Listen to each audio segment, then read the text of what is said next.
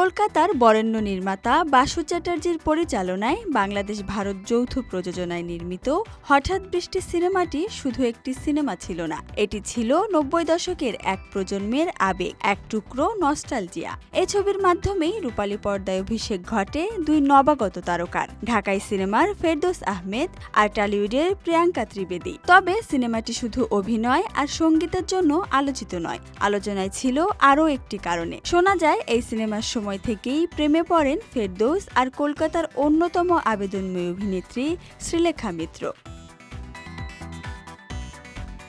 হঠাৎ বৃষ্টি সিনেমার শুটিং থেকে দুজনের কাছাকাছি আসা, তারপর চেনা জানা, আর এক পর্যায়ে তাদের মন দেওয়া নেওয়া, চুটিয়ে চুপি সারে শুরু হয় তাদের প্রেম।